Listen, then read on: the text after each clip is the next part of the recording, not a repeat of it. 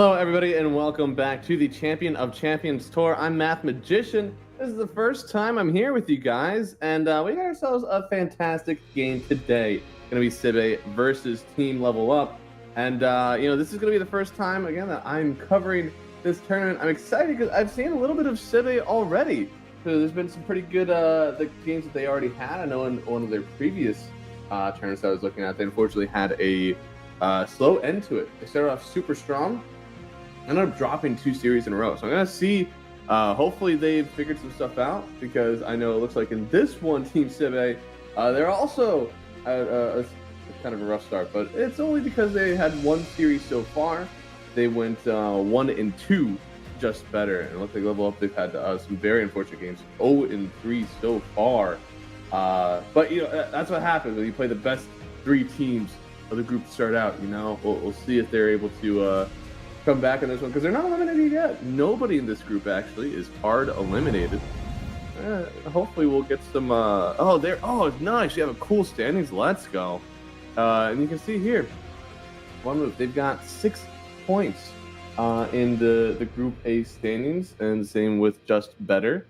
So currently looking at a time first place for them, and then a little bit of a drop, but that's because we're still waiting on some series here. I think we have 2 and 3 series played by Just Better in 1 move. So everybody else looks like they've only played 1 or 2. So still plenty of room to grow here for our 3rd and 4th seeds. Don't count them out just yet. They just got to get those games played, and that's what we're seeing today. Again, this 4 and 5 matchup. Sibe team looking to propel themselves up out of this 4th and 5th slot, because 4th and 5th, they are eliminated from the bracket if they do end up there. So a lot on the line here for Sibe team. Yeah, I've seen a good bit of them. I've seen Pro play. He's a very aggressive mid laner, and I'm excited to see what he does. Self-Hate is probably one of my favorite carry players just because of the name. It's hilarious when people have these sort of names. So it's just Self-Hate, Depressed, Trying to Make It Through Today. Those are Dota names. That's not a statement of how I'm feeling today. I'm feeling great. But the Dota names, that's the stuff that really you really get to see out of these players. Zeneca, Sunset, and Soy also around this team. Zeneca, I believe, has been playing a few of the kind of busted offlaners. A little bit of the Enigma as well, going in for like this more team fight. Sunset and Soy, they do play your Phoenixes, your Weavers, stuff like that. So gonna see some contestation on those supports for sure. See who actually really values this Witch Doctor, because I know the Witch Doctor was something that was getting banned and picked during that tournament too, but it got changed out. It's not a survivable anymore, so we'll see if they really want that. And then for our other side, Level Up, again, I haven't seen a ton of this team. I believe, again, they've had some rough series so far, but it's never too late to turn around. Again, they could still come back and get into this top 3. But they do have to win out at this point. You've lost 3 series, so you got to try to force some ties out of the rest of them. And it starts here, getting this win versus Sibe team. And it looks like also, as a fun update for everybody else, we do have the lobby ready. And it looks like we'll be starting here soon. So no delayed games, guys. We're going to be right on schedule for everyone here. And the head-to-head matchup here, oh, this is awesome. Got ourselves in the last 3 months 80 matches on Self-Hate. I will ask production, because I think I'm allowed to. Is this for ticketed matches? I believe that's what it is. Probably what it is. I feel, these Dota players, you know who they are. There's no way that you've only played 80 matches in the last 3 months, right? I mean, what, 3 months, 90 days, less than 1 match a day? No shot. So it probably is ticketed matches. KDA of 4.57 here for Self-Hate, so doing very well.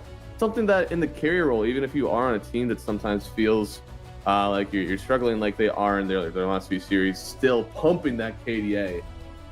That's something great to see. And for Koblack, who knows, could see a little more of a maybe not sacrificial, but more involved. A lot of carries, if you do end up trying to take these early fights, your KDA will be rough for it, but your team will be thankful for it. So we'll see if they keep that going. Do we have these for all matchups here, or is this just for our... Because I mentioned that I love Self-Hate.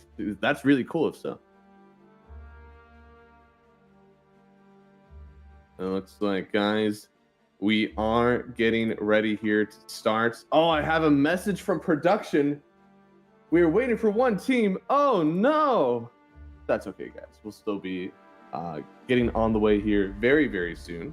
This is a solo cast. So it is going to be just you and I. I do have the chat open.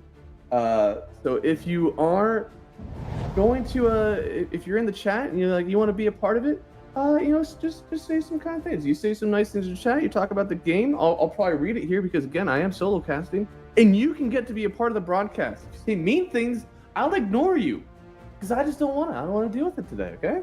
It's early. I'm still getting my coffee in me, and I want to talk about the game together with you guys. So if you have any cool comments about the game, especially when we get into the draft, I would love to know what you guys think. We'll get to talk it out together. We also, of course, have a lovely observer with us. That's the fun part about solo casting. Usually I have to come in here, I have to share my screen, I have to do observing. But I don't. Today we have an observer. So I mean, I guess technically that means you're allowed to complain if we miss first blood. Because, to be honest, if I'm solo casting and I'm observing, we don't get to see first blood. That just doesn't happen. But this time, I'm sure we will. We've had a lot of reps with this observer, so I'm very happy that we get them in. And it looks like we will have a draft underway. Oh my goodness, it's already here.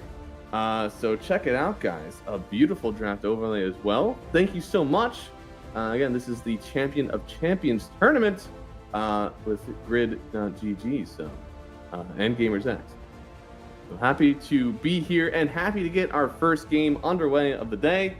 Civ team versus Team Level Up. And I want to know who are they prioritizing in this, because this is a brand new patch after the letter patch 2 days ago. And it's not straightforward anymore. We have no idea what the broken heroes are yet. It'll probably take us a few days to figure that out.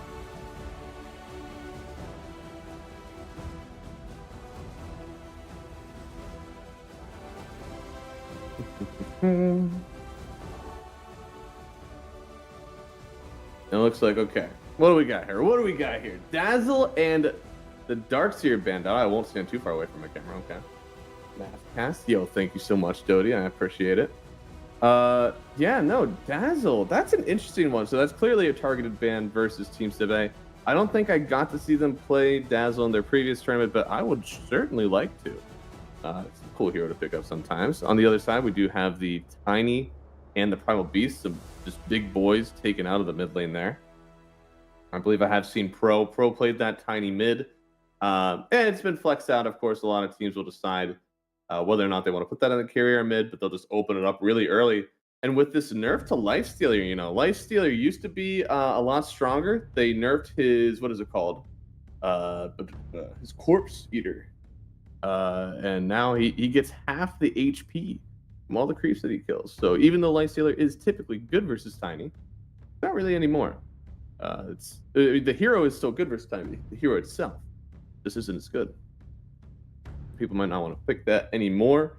And we got our first pick on the board. It's the Brewmaster very early after banning out the Weaver, something that we saw during TI whenever Brewmaster was very popular, as people would run this like Weaver and Grimstroke. So I like seeing the Weaver banned down. Of course, it is also a strong hero. They went for the Gyrocopter on Civ team. I like this hero very much, especially versus the Brew. It is a BKB buyer, and then you just get to clear all those Eidolons. So, not Eidolons.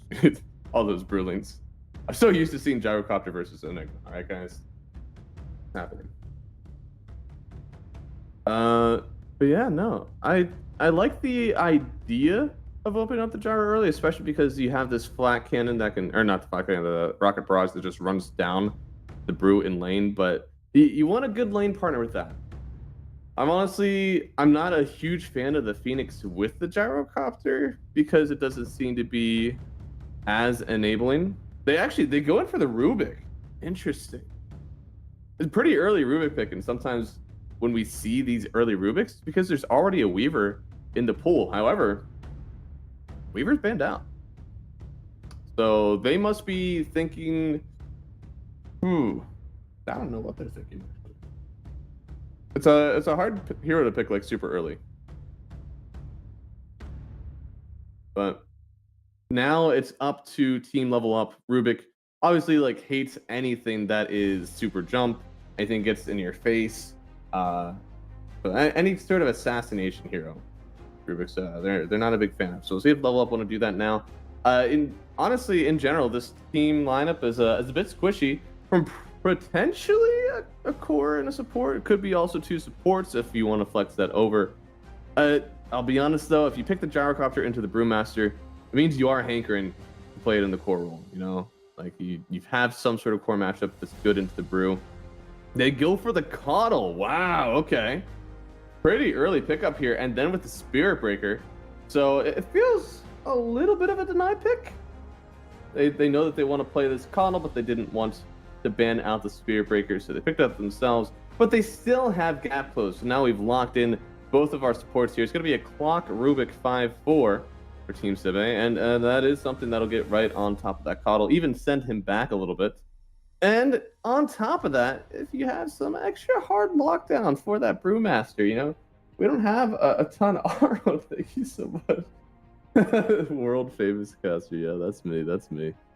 Thank you so much, guys, for watching. It is an early one. I feel like I'm actually ashamed of how many people I saw on my friends list who were queuing ranked games at this time. It's about 4 a.m. my time, which means if I know you, go to bed. Get out of that game. Turn on this stream as you go to bed. But Jesus, queuing ranked at this time? Shame, absolute shame.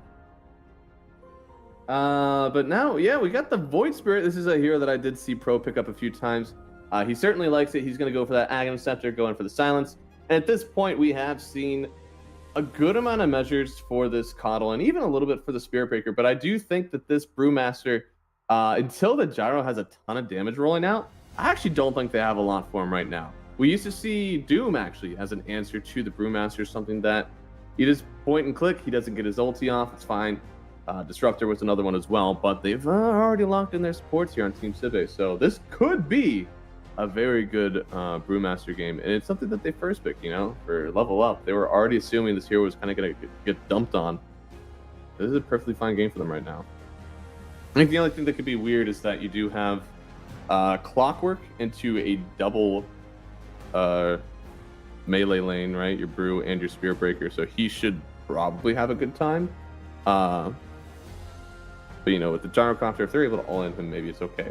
Now the Meepo, that's a funny one. As they talk about the lack of hard lockdown, they go in for the Meepo here on 18, means they get to ban out 2 heroes in protection for him, and then also pick up their carry matchup. Now the big thing to do here, guys, if you're drafting up for your team, you don't know how to use this first pick lineup. Let me give you a hint here. They have a Meepo, all right? You can absolutely not pick another hero that has the same counters as Meepo, all right? When we think about this big single target lockdown, you got an all-in-one hero. You do not want to have 2 heroes that are countered by that sort of thing, because this 24 pick could be actually really hard for Sibe team, right? You're looking for a little bit of tank. You already have some initiation, but it's very hard committal. You need a little bit of poke out of that.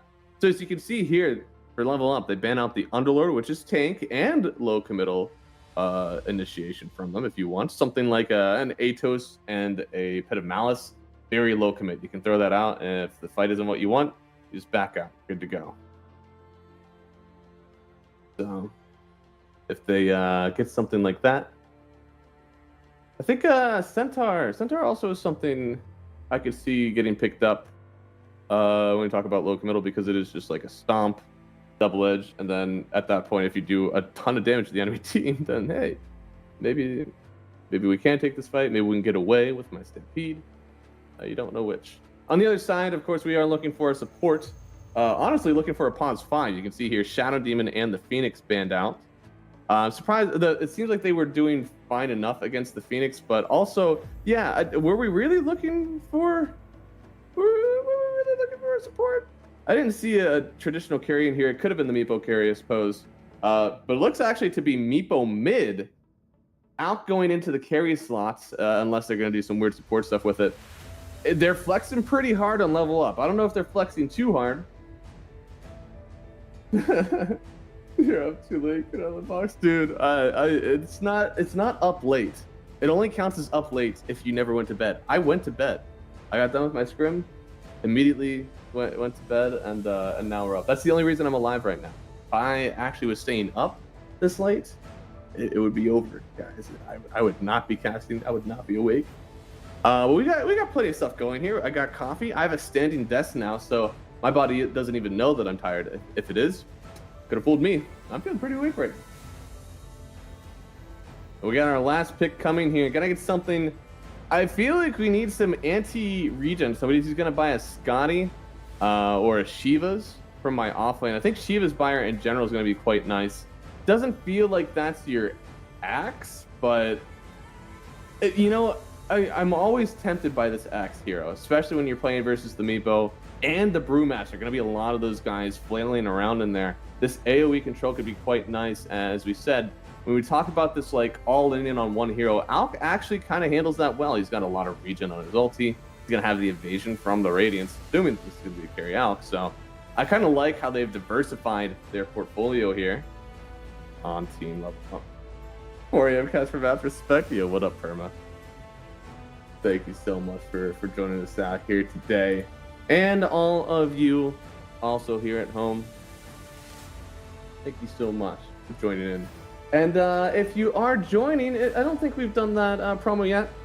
Production, they said be subtle, right? Just calmly mention the social media. Don't go too hard. But I refuse, because CCT, they're actually posting clips in the middle of games on their social media. They're talking about the games. They're talking about the casters, who's me. So no, I will not be subtle about it. Go check out their social media. It is going to be at the social media that I'm thinking of, because they have already added me once, I believe. But please go check out. It's not in the additional links. Go check out CCT. It's in the banner, guys. Go ahead, check that out. Make sure that you're following them on Twitter and retweeting all of the clips that I'm in, because that makes me happy too. All right. And we did round out our draft here. It was a last pick, Doom. I talked about it. I said, we used to pick this Doom hero. It used to be really cool. But then people stopped doing it. So what's my answer here? Do I like the Doom because that's what used to work? Or do I hate the Doom because it kind of sucks now? I feel like... Let me know in the chat. Let me know if you guys like this Doom pick. I think it's a cool one because it does answer the Brewmaster. It even answers the Meeple and the Alchemist. But guys, you can only Doom one hero. I don't know if you can really choose this and think that it is just your end-all be-all. Like, sure, you can Doom the Meepo, but he's going to have his Mega Meepo, so if you don't Doom the main one, I believe he's still able to kind of move around that. You can end up doing the Alchemist, sure, but then you have a Meepo and a Brewmaster floating around. Doing the Brewmaster, I think that's probably your best bet, because I think him being able to maneuver around these fights is going to be quite rough. And one thing notably that we don't have a ton of on this level up lineup is Roshan taking. So if you don't take Rosh very well versus a Doom lineup, you're, well, doomed. It is that early, huh? So if you don't have that, it's going to be quite hard. You're not going to have this extra life to work with. It's going to make fights a lot easier for you. But instead, I think Rosh is going to be a knockdown, drag him out between both teams. So I am going to give this one to Sibe just off the fact that we don't have the Rosh taking capabilities versus a Doom lineup. That's it. Otherwise, I do like what they got going for them in their draft. It's a really greedy support lineup, of course, with the Coddle. He needs a lot. He needs a lot of items to kind of be a force in these fights. And with the Brewmaster, it's cool. You do ignite his brew. It is a combo. It's a little hard. Oh my goodness. People in my friends list are winning their ranked games at this time? Oh no. Oh no. Looks like we are going to be pretty calm for the first runes here. And Mr. Observer, I'll distract you. Who do you think is going to win? Can you type it and press the escape button? Once we see the first runes, of course. Oh, okay. Split for the runes.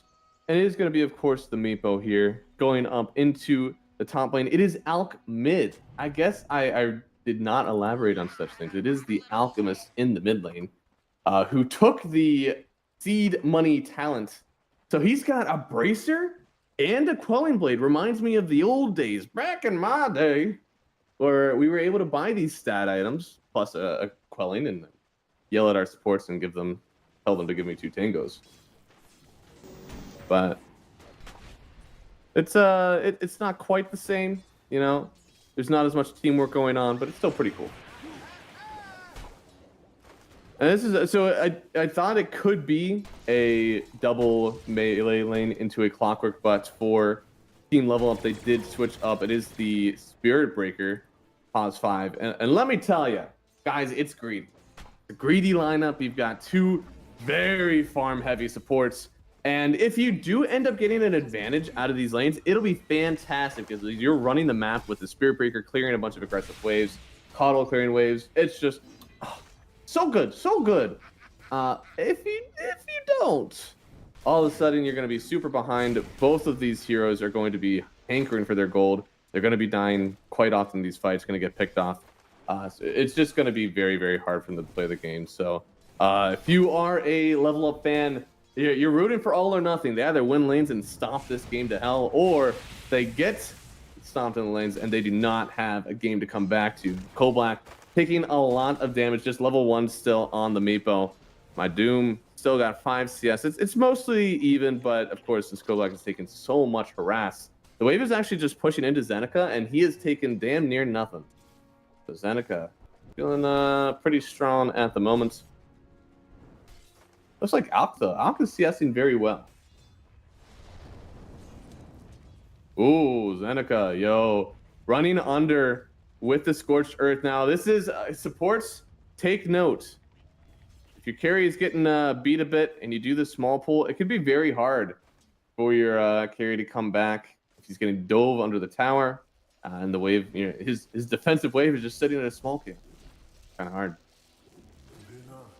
Yo, Alk is CSing a storm. 14 for him so far. Of course, you know, it's not Pro's fault. You know, man started out with a bracer and a quelling in his lane. Has the bottle already as well. Pretty good for him. My observer is scared. There's a lot of fighting all around the map, but the first blood, it goes to the gyrocopter. Rinsey Q able to get that picked up for his team, and he's going under. He's going towards the tier 2. He ain't done yet. So well done to get that first blood. Gyro is, that's why they picked it. This hero does well versus the Brew at all stages of the game. He's not the super hard counter. It's definitely playable, but hey, whenever you run someone down with 2 levels of the Rocket Barrage, it's just some heroes, they can't handle it. They can't handle that smoke. Who has the better draft? You know, I think I gave it to Team Sibe just because of how much you need from level up, right? Yeah, so much gold on these supports. It's a hard one. My Meepo, unfortunately, Meepo is not CSing crazy well. And yeah, see, this is what you see him, oh, he's got 13 CS. Yeah, but this is what he's going to be doing. He's going to be hitting some small camps, some medium camps behind his tower. Looks like he already took the small camps as well. So this is, you know, 10 real CS and, you know, 16 of just camps. And camps pale in comparison to what you get out of the lane. So I'm going to worry about my Meepo a bit, I think. Zeneca is having a really good time. I think his hero is also very good for this game. You know, we get ourselves a refresher, an Octarine. It's going to feel pretty good for this Doom, because I do think he genuinely needs a few Dooms to truly carry this game for his team. But might not matter. If he just stomps out this lane, that'll be all they need. Oh, another deny. Now, again, under the tower here, they're bringing the Meepos in, trying to charge through, but this is what I'm worried about, is this pause 5 Spirit Breaker just charges into his death. What do you offer in this lane? Buddy, you got to be so greedy. These are not the usual weak, safe lane heroes that you're playing against. This is a Doom and a Rubik that's just going to take away your damage, stun you to hell. This is very rough now. We're getting a little bit out of control in the offlane for Team Sibe.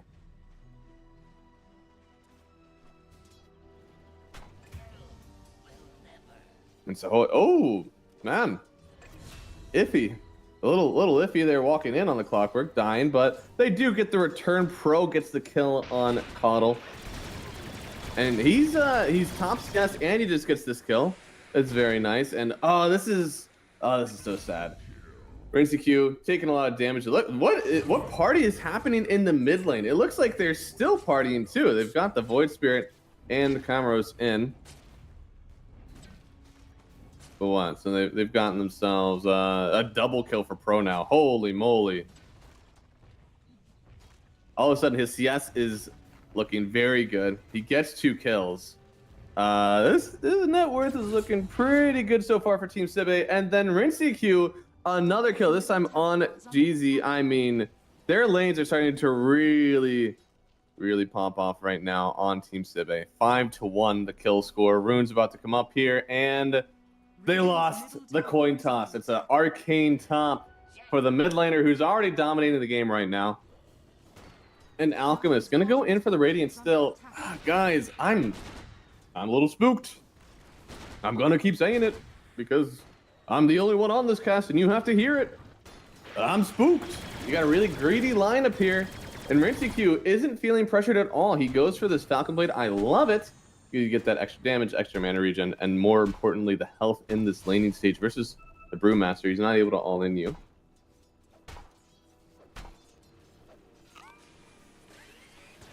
Looks like they are trying to go on this Brewmaster. He gets just out of the call down. He won't take the second hit from it either. So well done to dance around on that one. They tried, you know, that's the Clockwork gyro. You just try to lock somebody up, take a bunch of damage. It's not your usual combo though, because Clockwork, he kind of sections off the hero for more of like a drow or a sniper to hit them from far away. But the gyro, he wants to be in your face, but he doesn't want to be stuck in cogs because that's too dangerous. So not the greatest combo, but it definitely has worked out so far. There's been a few kills already, and the gyrocopter, you know, he's third net worth. Feeling good. Looks like they are charging. Yeah, there he is, going after this Alchemist. So he's trying to take some stacks, going back after Pro, but Pro is feeling pretty strong right now. Again, this is a pause 5 Spirit Breaker. So we will see that they have these stacks. GZ will actually get the kill on it, but they don't have the lockdown for Pro at the moment. He's got an Arcane Rune. He's already seen they have these stacks in the jungle, and he's going to dive on through. GZ trying to get away here, but I don't think he can. The Rocket Barrage from RNCQ will get the kill. Pro is still going at it. No Arcane Rune anymore, but he don't care. The stun will connect, and Camaros the fall as well. This is just a very nice outplay so far from Sibe. They're making the moves around the map that they need. They have a ward right on top of these stacks, and R3, you know, this is a hard out game now, because Void Spirit, he's ready to go. He's got the items he needs. He's just sitting here with Treads, a Bracer, going for some more side items, but with his level 6, he already pumps a ton of damage. Alchemist, not so much. After a good laning stage, Alchemist is ready to hit creeps. It's very different for both of these mid laners. Unfortunately, my Meepo's kind of in the same boat. Looks like they are going to go on Alch in the mid lane, though, and he's turning this one around, maybe. They're running after Soy. He's just going into the triangle again. I've seen this one before. I've seen him die here. But will he get the kill? R3, he honestly needs this kill. Okay, GZ will get it. That's fine. But he needs anything that he can get. And he's actually going for the Talisman of Evasion first. That's interesting. That's him saying that he's a mid laner. You know, he's not going for the greedy damage item first. Somehow got shifted up on the high ground as Alch, however, still was able to throw that stun. Pro will end up getting the kill, but they don't get the Alch as well. He's still safe. And it is 8-3 at the moment. Only a 1,000 net worth lead. And you can see here, the net worth graph. My side laners, man. My Meepo, my Brewmaster. They're at a decent net worth. I would say, you know, 4K is pretty good. And not just because it's my MMR. Nobody heard that.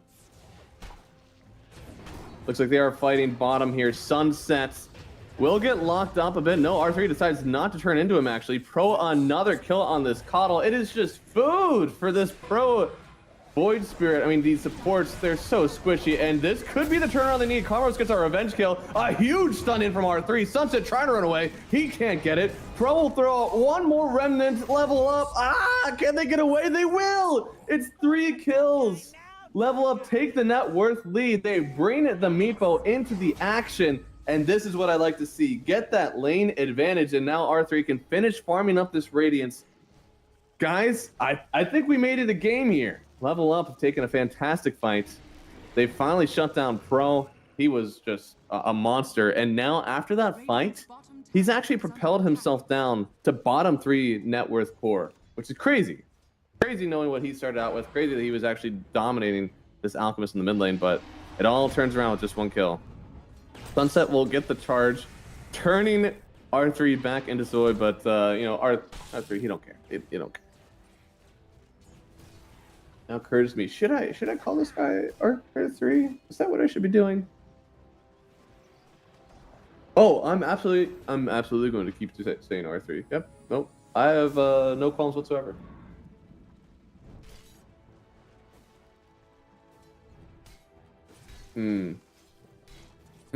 Both teams have a good draft. Dyer's just greedy. You know, I can subscribe to that. You know, R3 is definitely having a good mid lane at this point. It's not the typical like explosion of Alchemist net worth, but it's good enough for them to play the game. These supports are going to scare the hell out of me because that is another death for the Coddle. Well, how much has he died now? My Coddle has died 5 times. Okay. That's the sort of thing that worries me, because I don't think it gets better. Pro is going to continue to find him here. He's going in for the Manta first. Of course, he is a universal hero, so he can buy whatever stat item he wants, and it's automatically a good item. Excellent idea. So less than 1,000 net worth lead. This is an Alchemist lineup who doesn't really have a ton of net worth compared to everybody else in the game, so that should throw a little bit of a red flag, but again, it's mid. He's just being, helpful and not stealing all the farm away from his Meepo, I think. Because Meepo is also farming up the Storm. So we haven't looked at the Doom in a while. He does have the facet where Doom can sell items for 90% of their value, but his buyback cost is increased. Now, thankfully, we know buyback, nobody saves for buyback, that's dumb. So that part of the facet doesn't matter. And it looks like in the mid lane here, fighting once again, they doom the Alchemist. Poor guy, gonna get stunned up by his own concoction.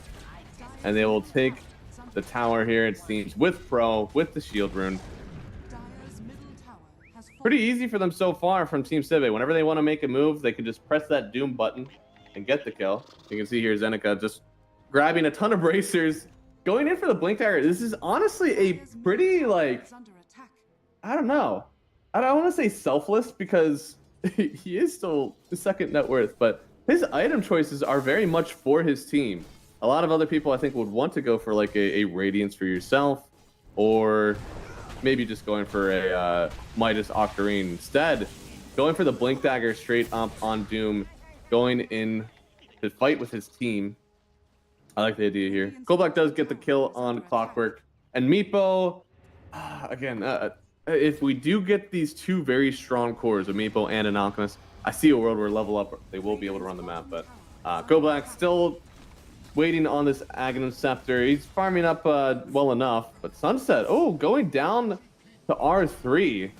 They surprise me. I feel like they're losing on the map, and then they make moves like this, where they actually, they get some net worth for themselves. Hopefully they can keep it up.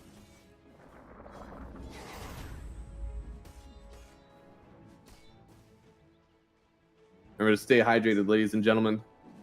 Even if you aren't solo casting like me, still gotta make sure you got enough in the tank. That way, whenever you yell at the screen when the team that you wanted to win loses a team fight, you're ready. You're fueled enough to yell that out. Looks like Zeneca is still farming up a Storm. As I said, I did like the fact that they have somebody who builds the Shiva's Guard. There's just so much healing in this lineup, right? Meepo with the Ransack. You also have the Alchemist, of course, with his passive. So anything like that, very good. Even a little bit of AoE, right? The AoE Shiva's Guard being sent out from Vision. And wow, so Vakman? They just placed that ward. How'd you know? You'll be so many of these teams study ward placements of the enemy team like crazy. You just know whenever they're playing up around that side of the map, that's where they like to place the ward. Kind of insane how much you can actually figure out.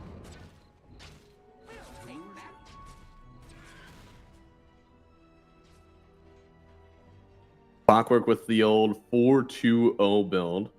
Nice for him. Acid Spray stolen from Sunset. This isn't like the pinnacle Rubik game, but it can be kind of fun. If you steal the ulti version of Coddle's Last Blast, you actually just get that for free. You don't have to steal his Spirit Form or anything. You can just steal that spell. You can cast that and run away.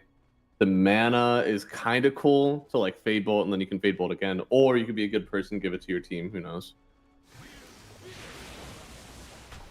Spirit Breaker, it's a little bit weird. A lot of the Spirit Breaker spells, like they put you in the middle of the fight, and as a Rubik, of course, you don't love that. I don't know if he's going to be stealing anything there from Spirit Breaker, or the Meepo, or the Brewmaster. They're really just looking at the Alchemist and the Coddle here. Charge through. Looks like they'll stop it for a second. They are just going right onto the tier 1. Now, R3 took so much damage. He's going to try to run away from this one, but they were off the gyrocopter, and he's already dead. So, does he even fall and return? Oh, yes. Okay, they'll finally take him, but here's the turnaround. Brewmaster popping the ult, already lost so many of his Brewlings thanks to the gyro, and now Zeneca, although he throws out the Doom, he's kind of going to get away from this one because he only doomed one of the Meepos, and the rest of them, they're heading up a storm. Zeneca barely gets away, but you got to retreat right now on Zibe team. Looks like the Brewmaster, he'll still find the kill on Rinsey Q. Pro wasn't able to defend him, and then Sunset will even stun himself from the Alchemist concoction. Nobody else saw it there. You can see here, so close to taking down another 2 out of this one for level up, and that was with Doom used. So very well done in this fight. Yeah, sure, they're down in the net worth right now, but that is largely because the Alchemist just charged on in. Gonna need a BKB, I think, before we do something like that again.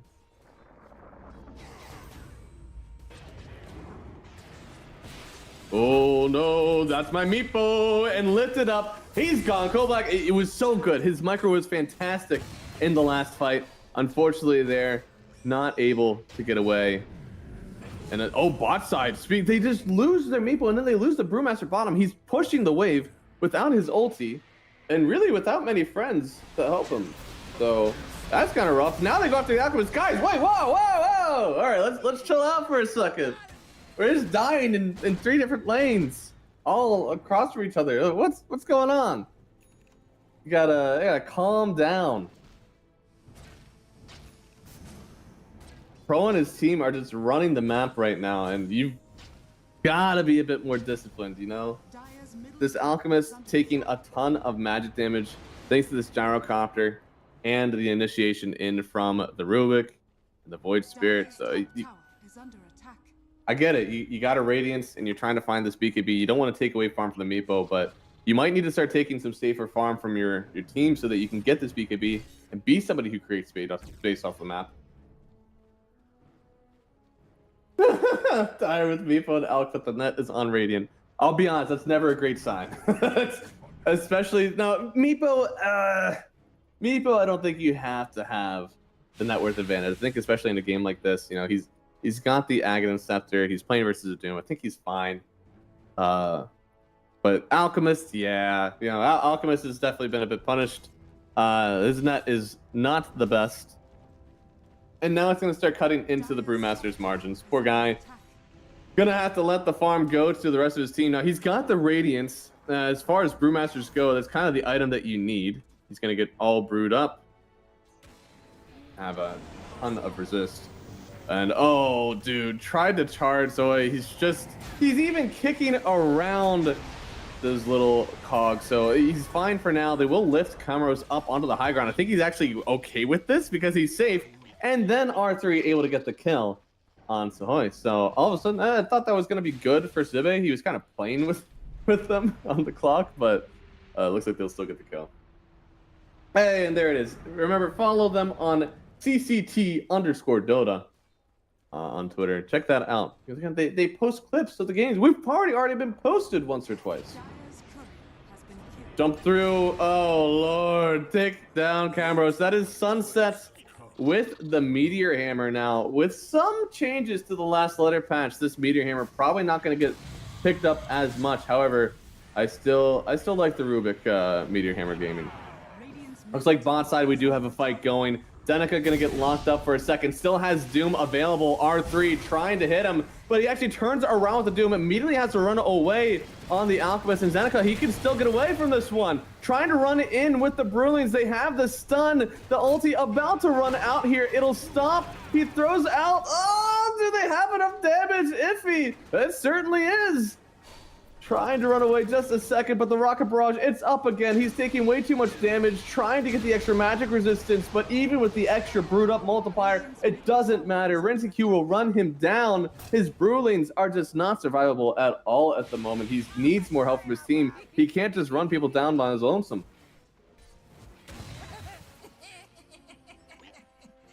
Yeah, this the itemization here is pretty interesting. So Kaya starts out with the 10% spell amp, 50% mana regen amplification, and the Meteor Hammer, it used to give 75% mana regen amp. So it was pretty cost effective to just upgrade to that Meteor Hammer. You get the 75% mana regen amp, and you're good to go, you know? Now, it's not quite as easy. And speaking about not as easy here, Doom locked up the start. Already used the Doom as well, but the Meteor Hammer, what a ravage! Unfortunately, it doesn't stun many people, and Rubik was still standing next to everybody. So he'll still die, and team level up. They need these sort of kills. They need this to get back into the game. Get their Alchemist to BKB, get the Meepo. I believe the Spurser could be coming up. No, Sky coming up. I like this a lot. And next up for them, it should be Roshan. It looks like they're going to blink in right now. They're going to send some Meepos out to push out the wave, but mid lane, Void Spirit, it's up to Pro. Kind of push that out and make them respond. Make this fight, impending fight, hopefully, a little bit easier for his team. But they will already lose a tier 2. Holy moly. It's a big team. It's a trade you got to make. But this does mean you got to take Roshan. They're TPing in the Rubik bottom. Do they actually want this fight in the Roshan pit? I mean, Roche, already very low. Clockwork sees it.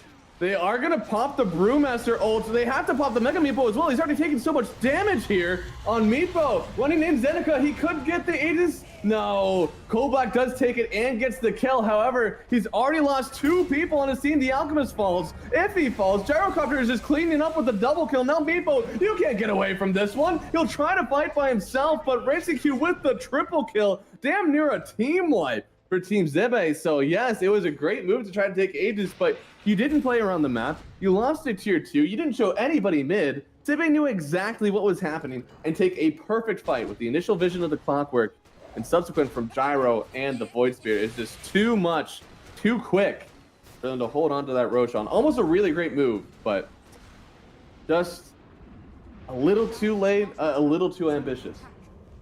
Dire's structures are fortified.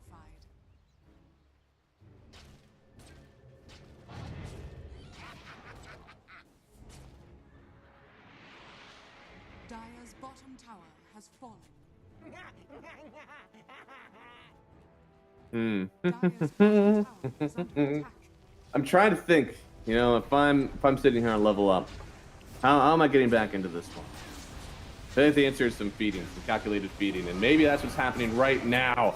In the triangle, they do get the kill on Sunset, but once again, I'm feeling lackluster about my mid and carry duo. Now, Sahoy does try to hookshot out. He won't get there, but here comes my Gyrocopter. A lot of flat cannon sending it around with Meepos in the mix, with Brewlings in the mix, but there's no Aegis on the board anymore. He'll send himself into the Mega Meepo after the Doom, although he will lose his offlaner. They get the kill on Rinsey Q after so much that he got in this Roshan fight, so a pretty nice one. 600 gold going the way of Lacato. I wish that went to a core. Unfortunately, it did not. That's okay. Kill's a kill, you know?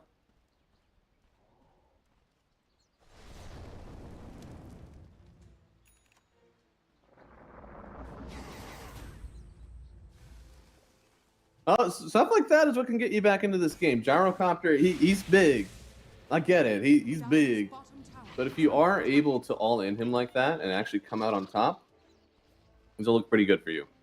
It seems that he is going for the Satanic next, so making it even harder. However, my Meepo, he's completing the Scotty. So it's possible that we already have that item slightly countered. Oh, is that someone posting a score in the chat? Can I get mod? Actually, I'll shoot these guys down.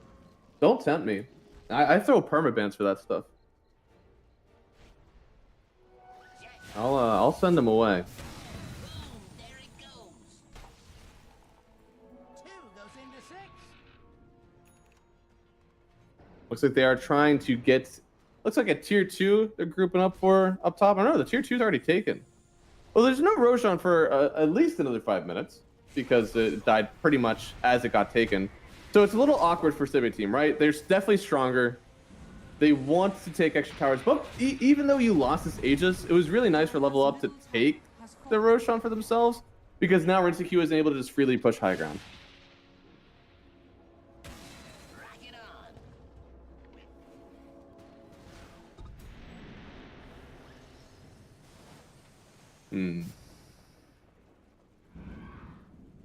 I will say the high ground defense isn't so bad from level up either. I mean, they have the Coddle just last blasting the whole time. Radiant's bottom tower is They also have some relocation with the Nether Strike and also the Void Spirit or the Void Panda relocation.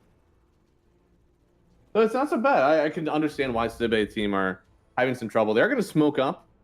This is a shield rune on Void Spirit. You can see they actually made an icon for the shield rune now. If you didn't notice that. It used to just be the weird Dota icon, but now it looks so pretty. Radiant are scanning. Void Spirit shows himself in the mid lane actually, but oh, Seneca. I think that could have been main doom. Hookshot in as well.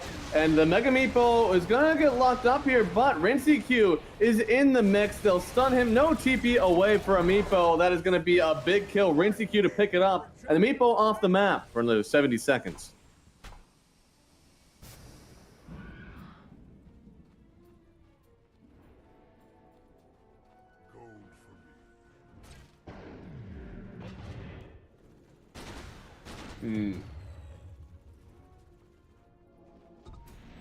Well, that my way to get back into this game has unfortunately been extended because yeah, I want the Meepo to kill the gyrocopter. I do not want it to be the other way around.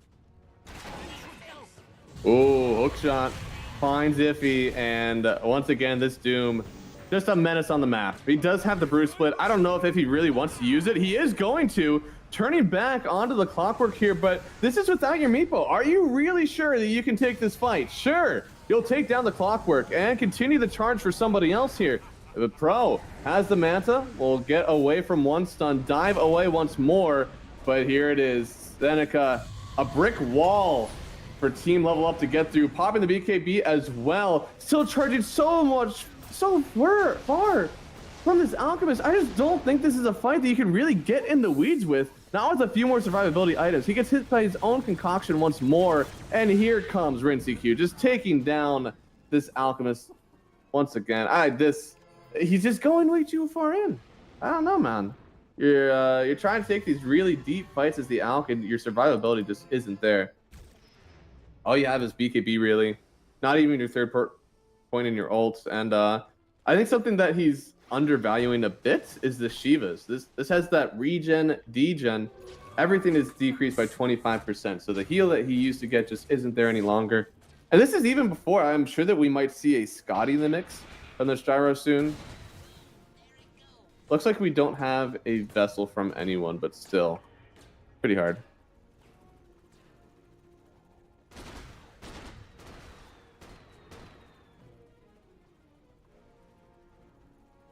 Titanic almost complete on the gyrocopter as well. They really haven't been killing him, but they're about to find out it's even going to be much harder. I think the Scotty is complete. Yeah, Scotty complete on the Meepo. There we go. Oh, one net, but the silence in from Void Spirit trying to dive away here. Looks like another net. This time we'll commit onto the Rubik and a huge concoction onto all the Meepos. They lose Iffy. Seneca just doomed him, killed him, and now they're all in on the Meepo. He's got a Mega Meepo, try to get away from this one, but again, R at 3, sitting in the midst of these fights without the tankiness that he needs. He'll pop the BKB, but he gets locked in by the cogs. Your anger is useless here, Alchemist. He'll fall, and they'll run right up the high ground on Team Cibe. 2 cores down, and certainly not able to defend this as team level up. They do have a fortification. Please press the 4 button. Never mind. Actually, you don't even need the 4 button. I think it's totally garbage. Well, I thought that their high ground was still manageable. But if you let the tower just fall like that, it could be hard. They are going back in, though. Nets up on RenCQ. Doesn't have the Satanic just yet. Trying to heal through. Cameros falls. The Meepo. He's standing his ground. No, bro. Gets the kill on Meepo. He'll fall. A 16,000 net worth lead, although he will lose his life towards the end on the gyrocopter. His Void Spirit will carry the torch. And a well done fight here from Team Sibe. Sure, again, the carry's gone, but you've lost on level up the tower. You lost the racks. They're going to try to turn this one back in on the Doom here, but Pro running the whole way in, hitting the Ignis Fatus. That's not a name I made up. That's just what it's called. And oh no, Alchemist, no BKB, taking so much burn damage. Pro will dive through once more. R3 to fall, and Sunset, he'll toss down the Meteor Hammer on himself. And wait, does that actually... That can't save him, please! The last blast hits the Radiance burning Sunset, but he keeps running in for more. They don't have the damage. There's too much sustain on Sibe team. This poor Brewmaster ran into no HP on Sunset, but Sunset, he just healed up damn near the whole way through with that Alchemist ulti that he kept for himself. Now Pro diving in onto the Condor. He'll try to get one last blast away. Jeezy, he may fall into the base. No, he doesn't even get there. Wait, oh no. Connection with the Remnant, another one to fall, and it's a 20,000 net worth lead now for Sibe. That is hard to come back from. Hard.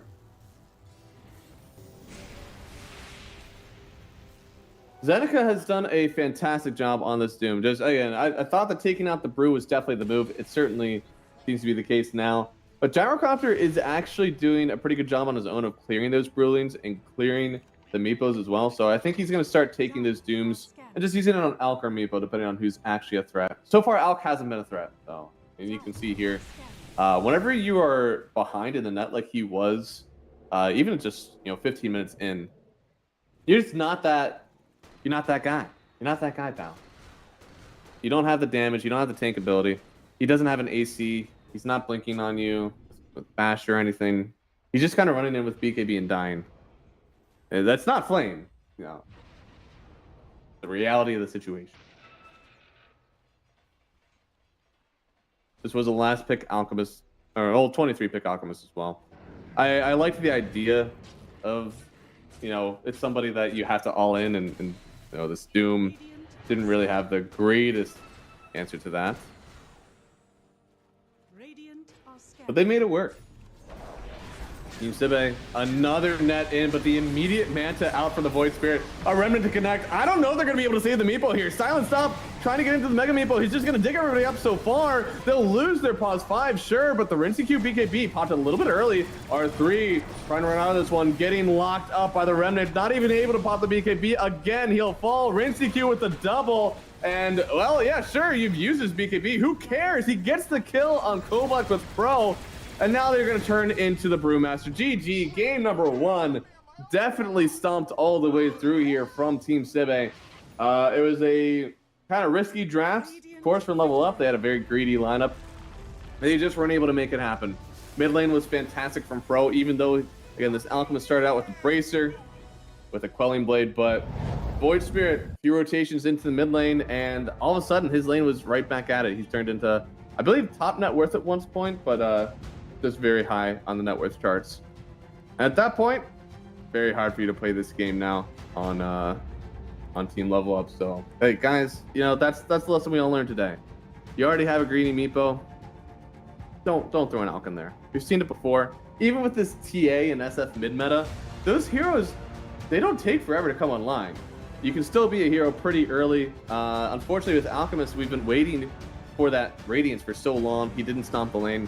Had he stomped, maybe, because he's taking aggressive farm and it's fine. But once you start taking defensive farm from your team, your Meepo's not able to get it. Your Brewmaster has items he wants to get. He also went for a Radiance on the Brewmaster. I don't think that's something I even touched on. That we did end up having 2 Radiances on this level up team. So whenever you 23 pick a hero, your items are overlapping with somebody else. It gets hard. You have this. Sometimes it's when you have a Dark Seer and you have an Underlord somehow on the same team, because you're running this Darkseer mid stuff. Well, like, both of them kind of run the same items. Now what do I do? These items that are good on me, I already have on somebody else. It kind of got weird for them. Level up. It's not over yet, guys. This is a best of 3. They can still reverse sweep this one out. I believe they're in a lot of danger if they do lose the next game, because they'll be 0-4. I think they'll be heading towards elimination, but there's still hope, guys. If you're a level up fan, please don't go away. There's more Dota on the way. There's going to be another game. I'm sure they're going to learn from their mistakes, get back in this game number 2. So, guys, stick around. We're going to go to a quick break, and we'll be back with game number 2.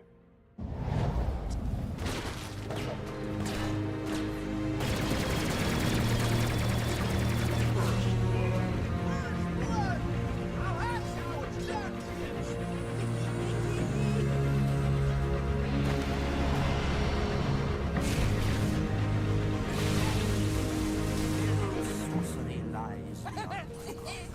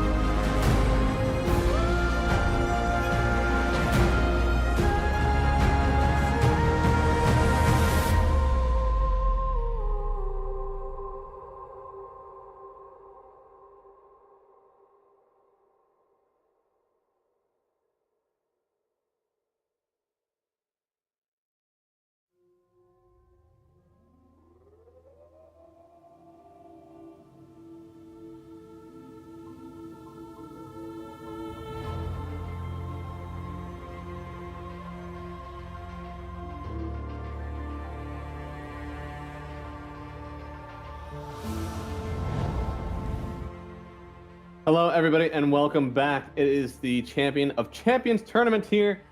We had game one already of Team Sibe versus Team Level Up. And Level Up, they greeted it out, man. We've all seen these lineups before. We've been in these games. Your mid wants to farm. Your carry wants to farm. And your off lane, well, he doesn't want to farm, but he just didn't have a very good time. You have two supports who, you got it. They also want to farm. And then you lose. That's pretty much it. That's what we saw in game number one. Again, I think for Level Up, it's a pretty easy one. You don't have to be a pro player to be in that game and say, hey guys, you know, we just need stuff that comes online a little bit earlier. So I'm sure they're going to fix that one in this draft. Also, because I talked about the names that I loved so much from Sibe team, again, we have Self-Hate as one of my players. We also have some fantastic names in the lobby that you don't get to see right now. But I took a screenshot of them so I could see. We have somebody who's like the good luck, have fun. We have be safe, play safe. That's just a fun little piece of advice for everybody. We also have wash away the anger. So that guy's having a good time. What if I love? Cryptic? We don't know. Probably good. Panic attack? Not good. And 7 reasons to kill. I don't know what all 7 are. We'll find out in this game because we already have some bans on the way here. It is another Primal and Darkseer ban out. I believe Tiny was also banned, and there it is. It gets taken away from Team Level Up. This time we do have first pick for Sibe team. I believe we had first pick for Level Up in the last game. They did end up opening with the Brewmaster. So this time they ban out the TA. That means the SF is still in pool. I have seen Team Sibe pick up that SF.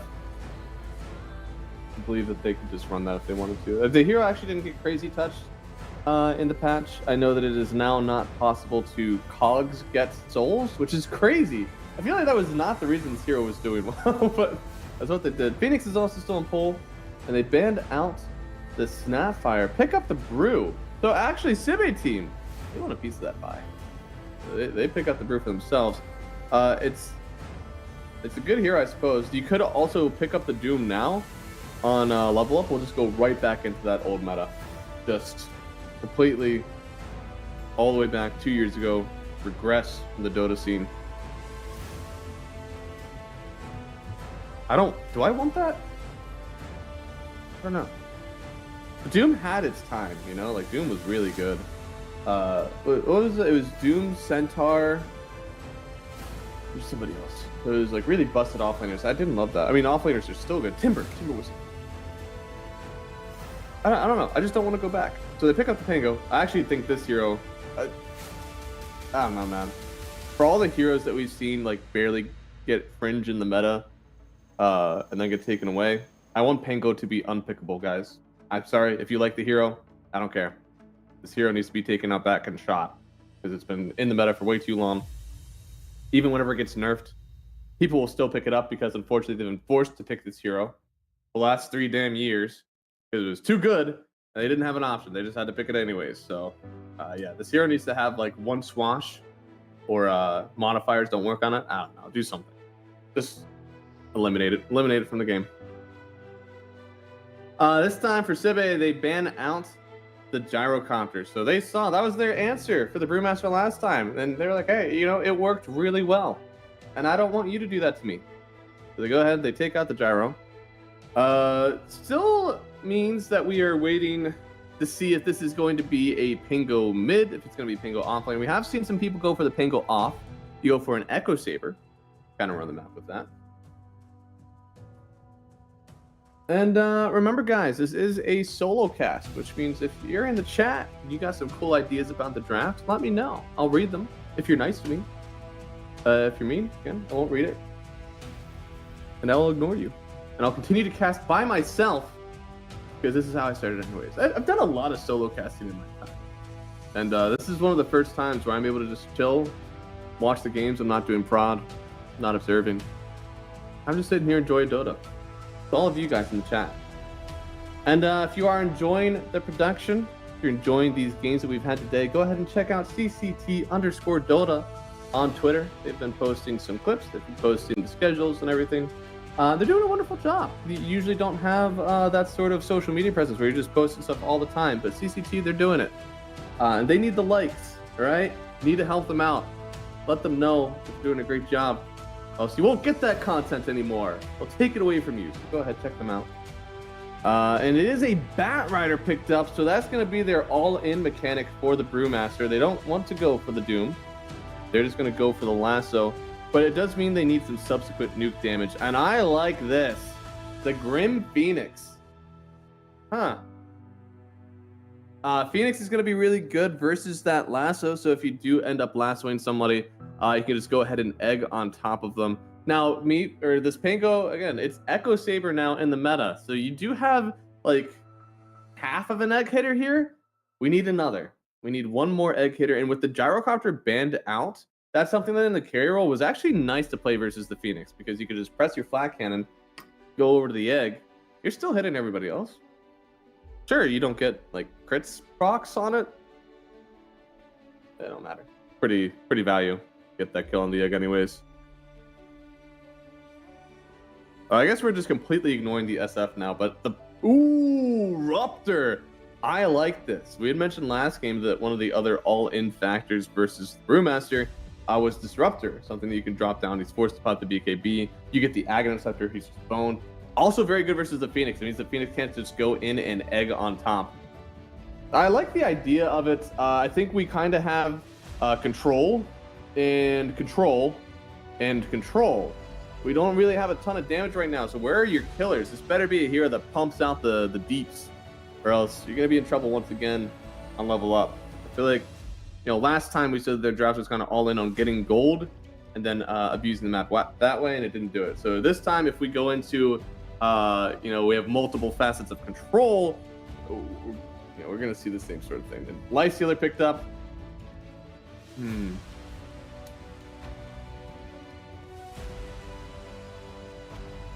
This is what happens, now that I'm a solo caster, this is usually when Auto talks, and I sit here, I pretend to listen to him, and I think about what I want to do. I think it's okay.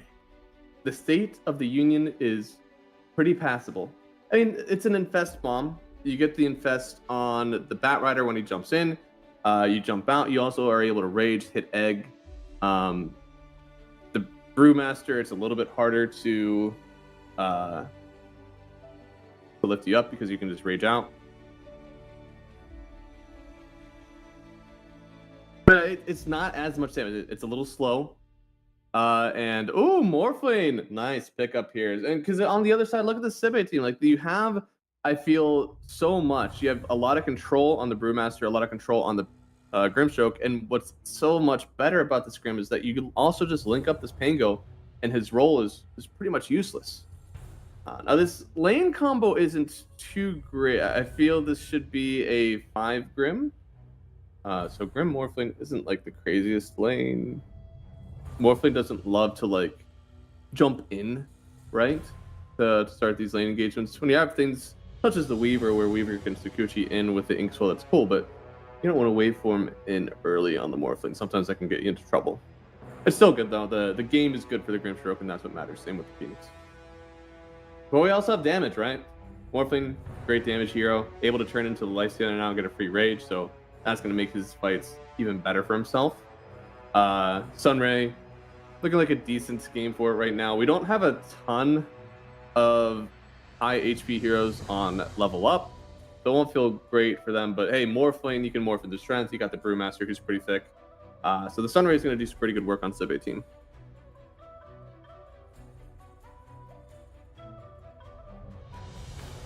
And remember, hey, thank you so much for joining. I know that most of you guys probably are at a normal time. It is, looks like we're at 5 a.m. We started the cast at 4 a.m. my time. It's been good.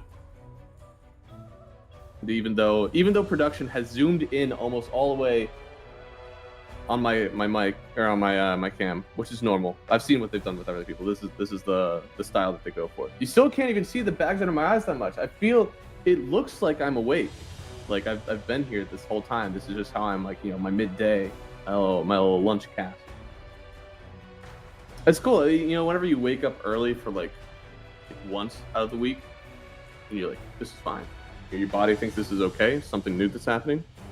If I were to do this tomorrow again, I would feel it. I'd feel it a lot. But we're not going to do that, you know? We just have today that we're going to get to cast together. And then you guys will see me back on Saturday. So we just got to finish out this series, which we've got our bans underway for our last round of the draft. We got 2 spirits banned out from Team Level Up. Just trying to take out Pro's hero pool. As he's aggressive. He likes those mobile mid laners. So Storm, Void, he's played those. I think Ember's still technically in pull for him. OD banned out on the other side. And there it is. The Ember picked up. I'm so good at this game. I knew that pick was coming. It's pretty good. I think you're looking at a mid laner now that potentially bullies him. Because I still think this is an offlane Pango, guys. I'm still kind of assuming that's the case. I don't think this is a mid Pango. But what even is your Punisher? Like, what are you? Zeus! I don't know if that's what I was really thinking of. And you can see here everybody getting picked up. It is going to be the Sahoy Phoenix, which makes this a pause 5 Phoenix, which is what we expected.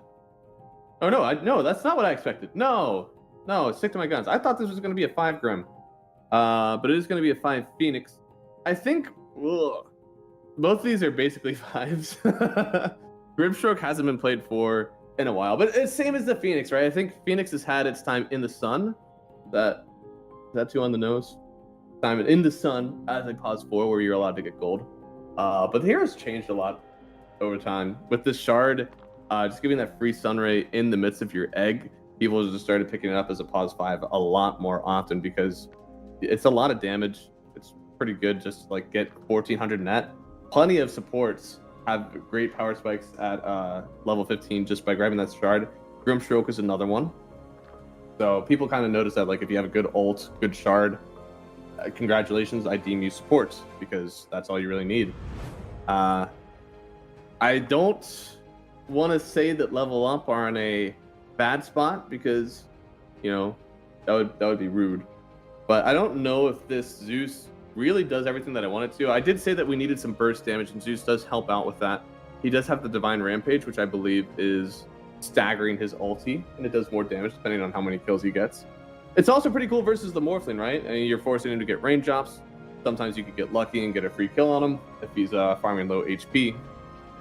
The Ember feels like it's pretty okay versus this hero. You do have the Flame Guard to absorb that damage. He also went for the chain gain, so you're going to get to lock up that Zeus. And you don't buy Manta on this hero anymore. You don't actually get that shard on your Manta illusions now as Zeus. But I think things are looking good once again for Team Sibe. I think the only thing that I would potentially say is negative for the lineup is they have the opposites of what Level Up did last game. Level Up, I thought, has a very greedy supports, but in this one, I actually think their supports, they have 2 Ponce 5s. Sometimes that could be really hard for you where, you know, Grim, do you even want to go like an Ags this game? I don't know. Probably not. Phoenix, you know, his items don't really matter as much either.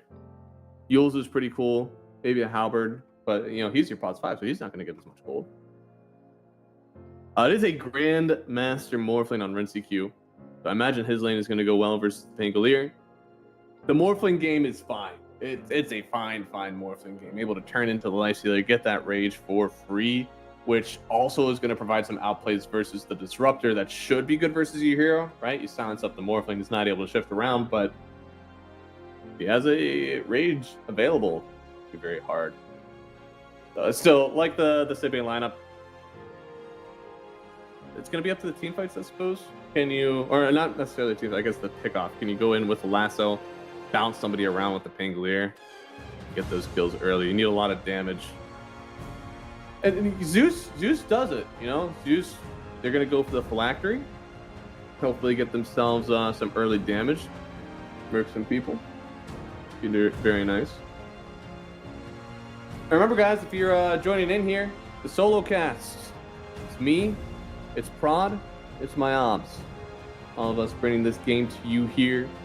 Team Sibe versus Team Level Up. And if Team Level Up, they lose this one, I believe they're pretty much out. I don't know if there's a way for them to come back in this one. There's only one other team that is thematically eliminated right now. That's Winter Bear. And the other side of the bracket, they are also 0-6. But the way that things shook up there, it's very top heavy. There are 3 teams that already have 4 wins, so it's none of them are going to drop. In ours, we have team. What on earth? Huravinia. Like Castlevania, except you took out all the vowels. They are 2-0 right now, but they could still technically drop a few games and create some sort of 3-way tie between Cibe team, Level Up, and them, the Team H. So again, if Level Up turn this one around, gets the series victory, then they will still be potentially in our top 3. However, if they lose this one, they will be eliminated. They'll be 0-8, and they would only be able to get one more series win, whereas everybody else will at least. Actually, are they not out? Because then, no, yeah, because eventually they're still going to play team, the one that I'm going to mention here,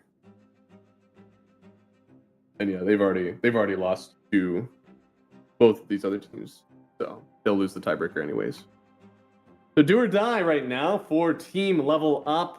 It's going to be up again. This draft, guys, I got to favor Cibe a little bit, right? I saw some guys asking last game, who do I think has the victory? And oh no, we've been at this pause. I guess I haven't mentioned yet. It is just a pause.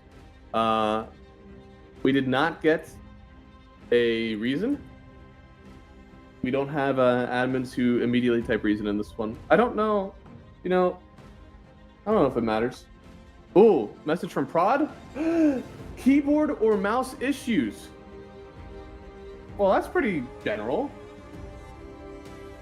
I mean, that's all the Prod has, so that's all they can give me. But it is a keyboard or mouse issue. Who knows what that is? I actually just played in a LAN tournament on my own. It was a little amateur league LAN a few weeks ago. I've been there. Your hotkeys are all messed up. Playing on unfamiliar equipment. I think these guys are mostly still playing from home though, so should be their own setups.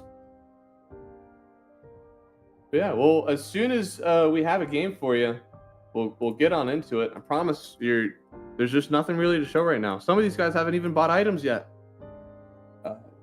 So talk to me. If you're in chat, give me some questions. I'm down to answer anything for you that you are interested in today. Hopefully it's in relation to the game. I'd like to keep talking about it, but at this point, beggars, they can't be choosers. I'll talk about anything.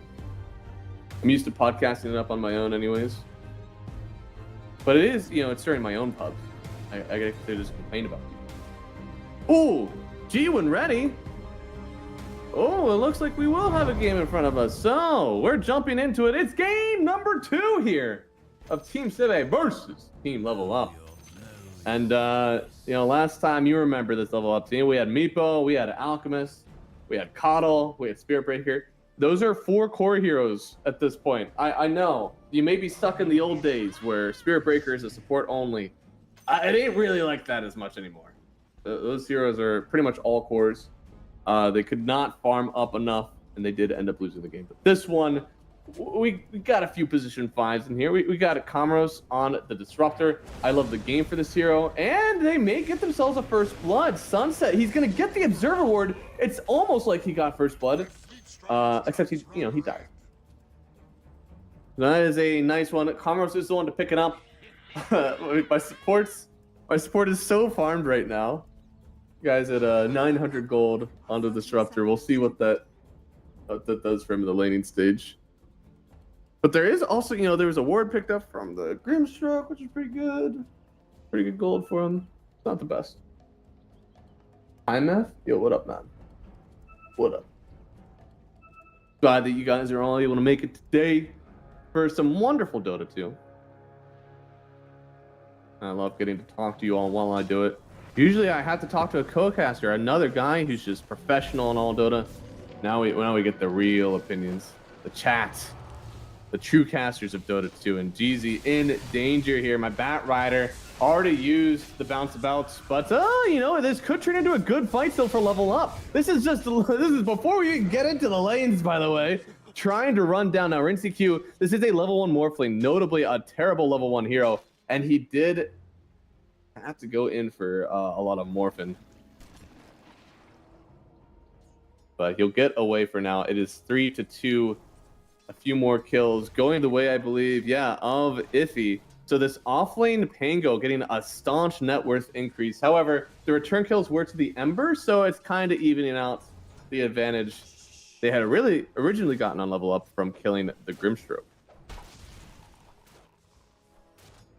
I like this lane a little bit more than the last one that we saw. It was Brewmaster and Coddle, and it was a little bit hard to proc the Brew, right? Because you gotta charge up that last blast or bounce, and neither of those are really synergetic with the Brewmaster. But for this one, it's pretty easy, right? I mean, he could just run in with the Inkswell, or you know, if it wasn't in time, you just throw out a Stroke of Fate. So either one, they're a little bit quicker to pop, and you can see here, Toe Black, whoo, taking a lot of damage, and Zeneca, oh, wanted to go in, but just barely getting away from this one here. Just gotta pop a little bit of regen for himself, but they will lose the Phoenix topside. And RinCQ trying to dive away as well, having a harder time, but still able to shift a boot. We'll be fine for now. Oh my goodness, man, that is a lot of damage in the mid lane. R3 definitely feeling it, and you know, Ember Spirit typically good versus these magic damage mid laners because you have the Flame Guard, but it's only getting like a percentage of that decrease, right? He's still taking a good amount of damage. Now 2 levels in the Arc Lightning, so a little bit hard for Pro, but definitely manageable by all means. And the CS is in favor of the Zeus. Zeus getting big is going to be key to this game. I was just at a hockey game. They did keys to victory. Do I have 3 keys to victory? Is that a bit that I can start doing in all my games? I don't even know. What are my keys to victory? Zeus getting big, that's for sure, right? Because he needs to be able to nuke down these heroes. Keep a handle on the Morphling. If Morphling gets to just shift around these fights, turn into the Life Stealer and rage out, you're not going to be able to deal with him. He's going to be too much for you. And kill the egg. That's a fun one, right? These are 3 keys to victory. If they're able to do these 3 things, I do believe level up and win this game number 2. I guess I could do this bit. I don't know. It's hard. Like 3 keys to victory. Sometimes, like, damn, just win the lanes. After that, I don't really care what happens. This game we can pretend there's 3 though. 16 CS in the mid lane right now for Zeus, doing a great job here of CSing versus Pro. Pro has been one of the better mid laners that I've seen out of these Eastern EU teams for these tourneys. He's very aggressive. He's not somebody who just wants to sit and farm back for his team. He does want to make plays on the map. And especially whenever he can kill supports, he's going to be very good at itemizing to do so. So in this game, you have both the Bat Rider and the Disruptor. Now, Bat is going to be, you know, he's a universal hero. He can build a lot of cool stat items just to keep surviving. But the Disruptor, you can get killed. And Ember in the mid lane, my lord, there is some huge trading. Now, we're waiting for the next round of bottles. So once again, both these heroes are just going to go to their water runes, heal up, and walk away. Oh, unless Camaros. Oh, setting up the kill for R3. That's gotta feel good. Denies the water rune in front of his face. That's so rude. And ends up getting the kill there. So Zeus will heal all the way up. And it seems it didn't even do much because Sunset wasn't able to go really pressure this Lifestealer. And Sunset, Camaros believes that they're winning this one, pushes Sunset away, but the damage is too much. Sunset will buy out, deny himself to creeps. Well done from the Grimstroke. That's pretty huge. However, again, like, this is offering some time for the Lifestealer to kind of come back from this horrid lane currently versus Zeneca. He needs the levels. He needs to just get some farm. He doesn't even have an item complete. We're looking at Circlet, Bracer, Circlets, Boots, a Stick. We haven't even completed the Bracer yet. We don't know if it's going to get to that point. And he's queued up the Orb of Corrosion on Lifestealer? I don't know if you can do that. Your lane has been so hard for you. I don't think that's allowed. Oh, open wounds. We'll see if this is going to be something they can do. Glimpse back Sunset. Camaros is certainly in danger, but he will give his life to get the kill for his carry. And go back. The fun thing about this Lifestealer change, so yes, Corpse Eater, you do not get 2 HP when killing creeps. However, you do get 5 HP permanent now when you kill heroes. So you're more incentivized to kill. And I do like these sort of changes to heroes, where you're incentivized to kill in the lane, because it feels right now, when you kill in lane, sometimes maybe you would just rather have had that CS. So I do like the idea here of giving more incentive to brawl. 6-minute runes, they are coming up here. It looks like there's not actually any heroes in the mid lane to help out. R3 will win the trade. He guessed bottom, and damn it, he was right. He gets an arcane rune.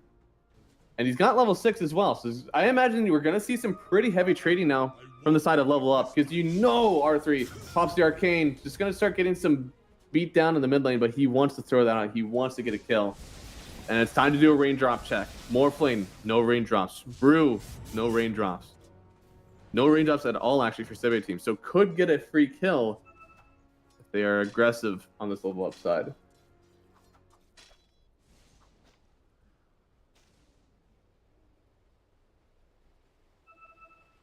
And the Wisdom Rune's also coming up here, which I would assume would be my second battle. But guys, I don't know. Level up, guys. The Arcane Rune Zeus. You gotta let him pop that ulti. You gotta get somebody low. This currently playing scared on the lanes. Is that good enough? Is it just good enough to say, hey, at least they're not hitting creeps against us? Could be true. Could be true. 51 CS turns into 4,000 net worth almost on the Zeus already. Guys, it is only 7 minutes in. I think I saw this net worth on the mid laner at 10 minutes last game. So this is significantly better on the level up side. And you can see there is a portal towards the top. But oh no, the Lifestealer in danger. We look away. We don't want to see him die. It's too sad for us. Oh, okay, no, we might still see him die. Then I'm gonna chase him down here. Still not level 6 on Kobak. He's getting ran on down. The glimpse. Oh, popping the ulti here. Zeus does throw out his own ult. Morphling able to get back into the trees before he dies. Kobak is alive. And so is the Morphling top side. So they will at least get the kill on Camaros eventually. But level up once again, that Zeus ult kind of not getting anything done. Unfortunate in our first timing for the level up side. And R3, that's stats right there, baby. I'm the math magician. I can tell you that when the rune is bottom the first time, it's gambler's fallacy. It doesn't actually show up top more often. But people think so. R3 thought so. And they will get the rune for themselves. It's a shield rune. Will help out maybe if they try to all in the Zeus. But he's just going to try to get his farm here. Still doing well versus pro. I think this is typically a matchup that the Ember Spirits like. Instead, plenty of the net worth right now for Zeus. The game is still going to be hard because I believe this is going to be a Mage Slayer for the Ember. And I mean, you can see just how many of these heroes do all magic damage, right? My Bat Rider, even a little bit of the Pangolier. And of course, the Zeus. Silenced up. Trying to get the silence off him, does use it, popping the rage now, but Zeneca, the fun change to this Brewmaster with his new change to the stances, I mean, this guy right-clicks hard. It is not enough to just pop rage. It's not just that magic damage any longer. Now, he did infest a creep. If he pops just to get this kill on Sunset, it could be too much. He could just die afterwards, so he's not able to pop. They don't get the kill, and instead, Jeezy goes down. Unfortunate for level up. They made that move and couldn't get anything out of it, but at least they didn't commit the whole way. They didn't lose a friend because they were too greedy for the kill. Instead, they'll turn out for the Brewmaster, an even better kill. Patience. Patience wins them this kill for level up, and they grab themselves a net worth lead, and not with a Meepo, not with an Alchemist. This is pure unadulterated net worth until they lose R3, which is very unfortunate. Goes down, just wanted to get a rune. Instead, he gets ganked by 3 heroes. And Team Cibe grab a little bit back. Lifestealer is the only one that's having a definite hard time after the lane stage. Only 3,500 net to his name. Brewmaster is up at 4,000. He's not too hurt. And, 3,500 is certainly manageable for the Lifestealer. Please tell me he's not finishing this over corrosion. Oh my goodness, he's finishing the over corrosion. Well, if he goes over corrosion right into Radiance, I might be okay with this because the alternative would be to go for the armlet. He's saying this is all the armor that he needs. He doesn't need anything else. Looks like Pro just going to kill the courier, so they know that there is an Ember in the mix somewhere. They'll actually slow him down. Silence coming through. He doesn't get the root in time now with the Inkswell. Now he is going to pop the Rage, just going to run away. Doesn't even want to turn to try to get the kill, but R3 coming on in. This could be a good fight for you, rolling through. Do they have the lockdown for the Ember? No. What? Oh, they're going to glimpse him on back. They don't have ulti on Kairos just yet, so he'll still just Remnant away. The roll just about to end. Iffy. Oh no! He doesn't even get the kill on Sunset. Thankfully, the Zeus will finally get it here. Still no ulti available from the Zeus, so they're just going to have to turn in with the Phylactery. Gets the kill, and now the Brewmaster turns back into the original Brew. They're just sitting in poverty row on level up side. A weird fight for sure for Sibe, and they will get punished for it. Seneca eventually will get ran down, no matter how much evasion he has. Koblack to pick up the kill and level up. They came to play in this game number 2, completely different from what we saw in game 1, and they're owning. R3 getting tipped from his team. Of course, played that fight quite well, and he had 2,500 damage. He was top damage by far in his team for that one. That is the life of Thunder Gods, Every Zeus that you've ever played with at the end of the game will mean, oh man, my team sucks. I did so much damage. Well, yeah, you also just pressed R. I don't want to discount it. The Zeus hero is still very fun to play. It can have very high skill caps. However, damage isn't everything all the time. In this fight, it was because they actually got kills out of that damage. That's the stat that we need for Dota. What is your damage if we only count damage that led to kills? That would be a fun stat. Because we get to see here that I can press this fight recap and see, wow, we had 600 damage, 700 damage to the Phoenix as you tried to go for that rune, and it did lead to a kill, so it was useful damage. Zeus with the Phylactery complete. We'll see what he wants to go for because the days of right-click Zeus, again, they're kind of over. You don't get to buy the shard and buy a Manta and get that extra damage. You can still go for some sort of weird single target right-click, but I do like just the Kaya to start. I still liked this whenever you were going for the right click. I think you used to go Kaya Yasha was really cool, and then you disassemble the Kaya Yasha and get the Manta later, but we'll see. Maybe he ends up going the Manta anyways because of how much lockdown there's going to be from this Ember with the chain gain. See if that's something they want to do. We do still need level 6 there on my Disruptor. Did they get a Wisdom Rune? Is he just really hurting? Wisdom Runes were so long ago. Yeah, it was a trade for the Wisdom, so he's fine. Looks like they're going to roll into him linked up with the Penguin. Now they kill the Disruptor, which means he's no longer bound. Unfortunately, it looks like he'll still get silenced up. Should be able to get away. So they'll lose the Disruptor. Not so bad for everything that they traded out here on Sibe. They're not really getting the piercing kills that they want. They're getting the kill. They're forced to run away. They're not getting any objectives out of it. They're going to try to turn for mid. They feel strong. There is a Zeus ult. There is no Disruptor ult, though, so maybe this is a good fight for them. They still have Egg on the backside, even though they don't have the Grim Link just yet. They still have some stuff to put on this tower if you try to take the fight on level up. They don't feel safe enough just yet. Looks like they are on. Oh, Disruptor. He throws down the Static Storm, sure. But the Phoenix got the Egg out just in time. They're trying to get the kill on it. They jumped in to get that kill on the Egg. Instead, the Egg, it's not going to get killed. They'll get away. Yo, Pro came back in, though. A dive through R3. They'll get the kill on Sahoy. Now trying to get away on Pro. Remnanting through. TPing away. It's long, but it is not going to get canceled. R3 almost turned that one around. Very unfortunate from the supports here from level up. I mean, that Static Storm delayed that lasso when he was basically dead on the Bat Rider. Very unfortunate for them. Hopefully in another fight we can see them where maybe they're able to contribute more, but it was just too late on that first cast. I think if the Static Storm got down early enough, they could have taken that fight. It's a good idea though. When you see the Phoenix jumping in, you do need to throw down that Static Storm, but it's just a little too late.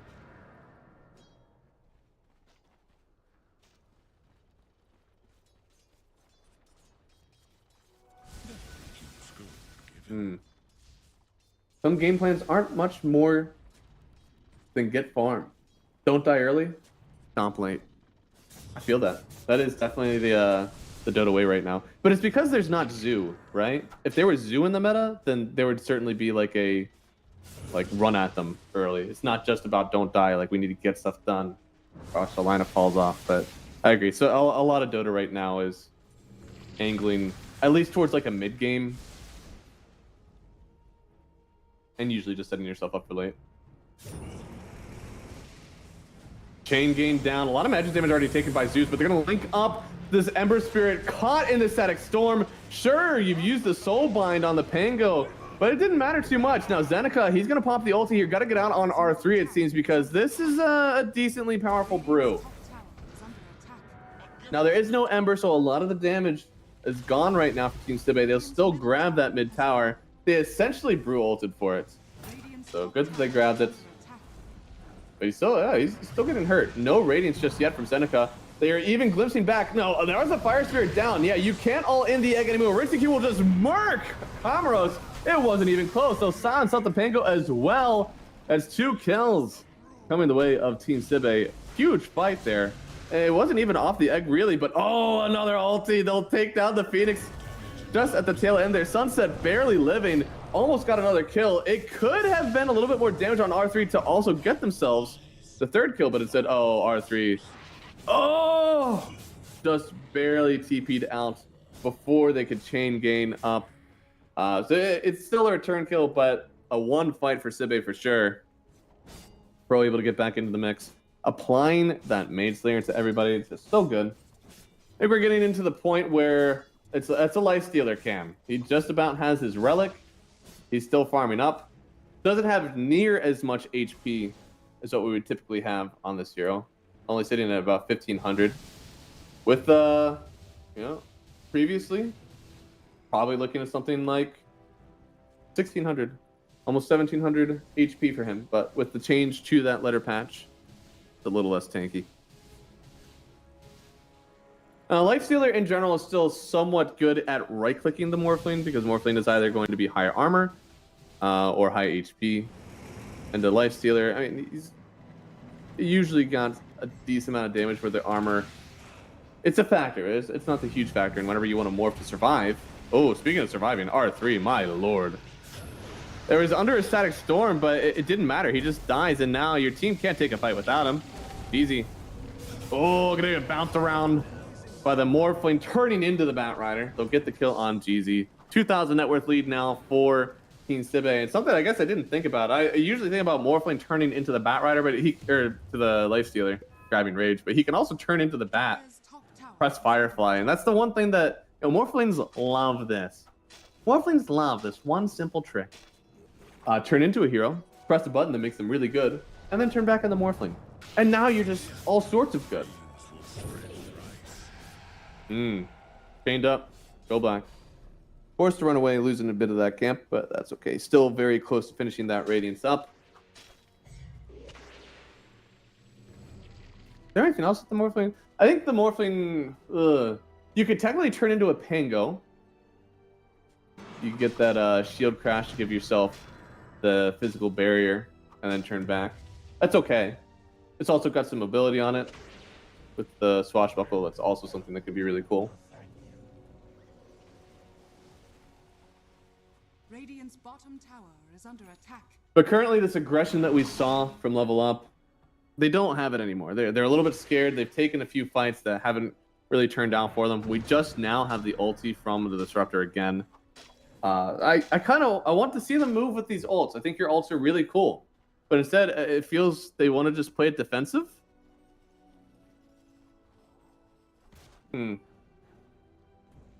Yeah, I'm okay with your team late game. for sure. But there's no reason if you have a decent start like this, especially after the stomp and a half that you took last game, no reason to just kind of try to work on that advantage for your team.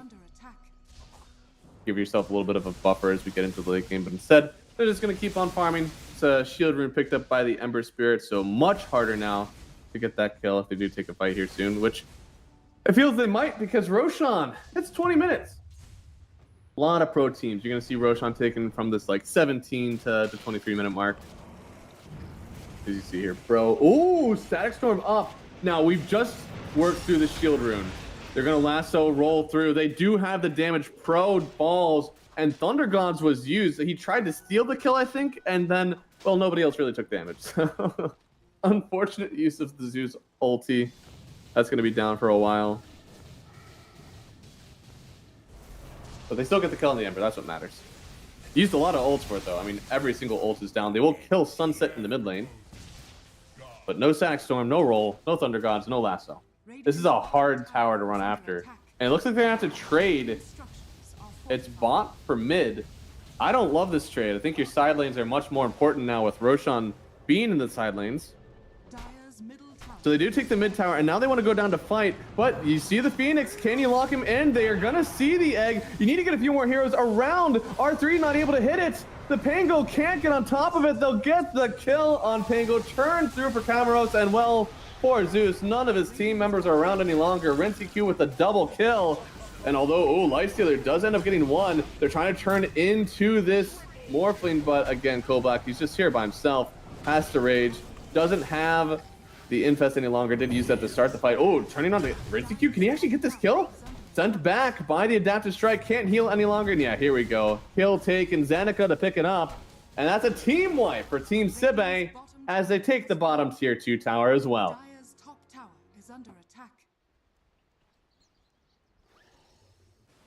Pango, he has the Echo Saber. I know why he wanted to go into this one, but this fight seems so disconnected. Like, your team wasn't all there. There's not a whole lot of like anti-crowd control, right? Even though there is, I suppose, like an ink swell.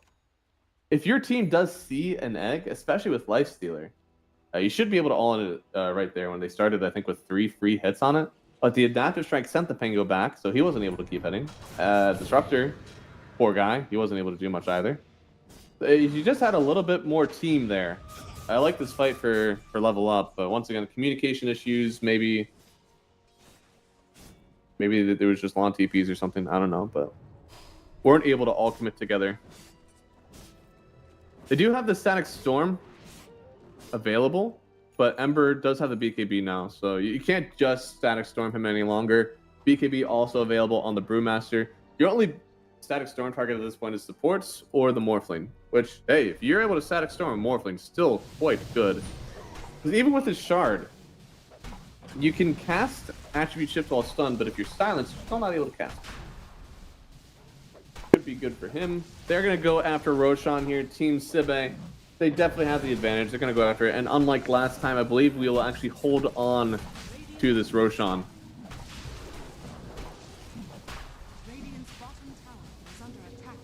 That's interesting. So I didn't realize. So we're going back to the old Zeus, where you do go for the Aghanim Scepter now.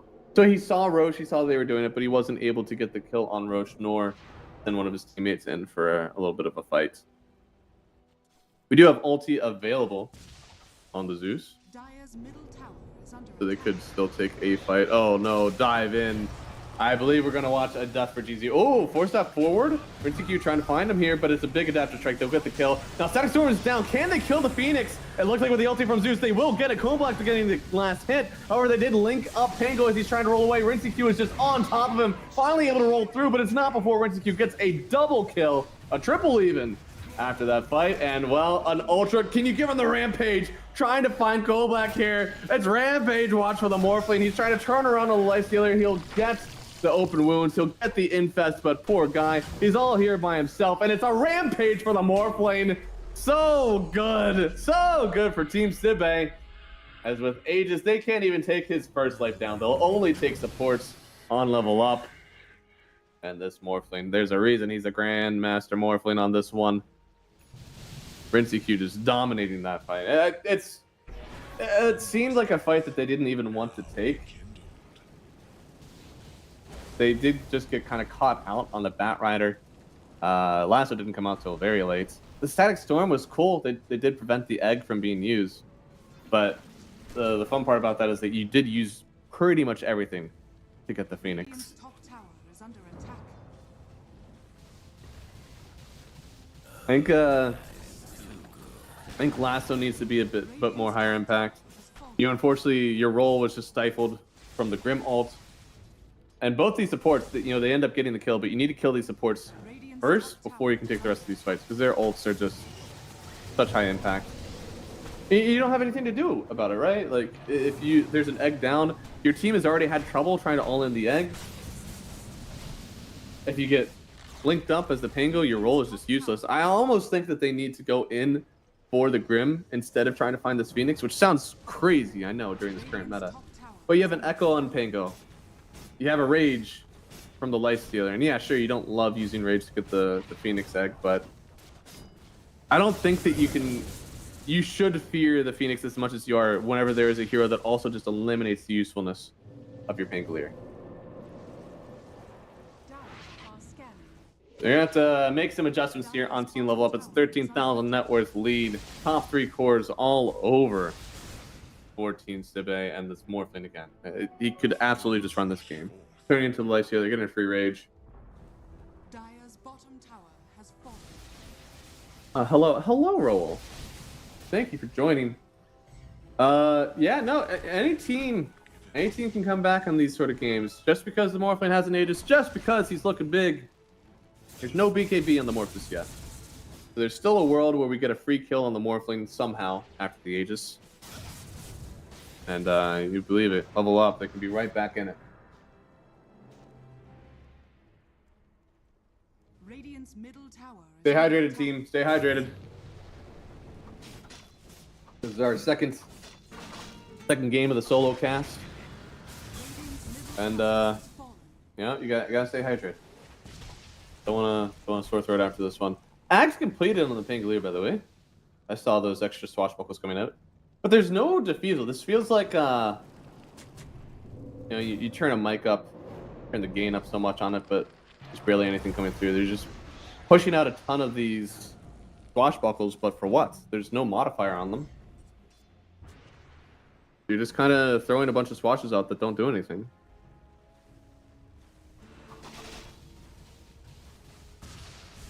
I don't know. I want to see defusal. I want to see something. Maybe a basher. Whatever it is. I just need to see more. So it falls, but you trade for your Zeus. That's just not good. There's still Aegis for another 39 seconds. Morphling is perfectly safe in this one. Sure, Kobak might try to get the kill, but the Rage already out from Rincy Q. And without Zeus, I mean, is Zeus for Phoenix a fair trade? I don't want to live in that world yet if I'm level up, where that's a fair trade for you.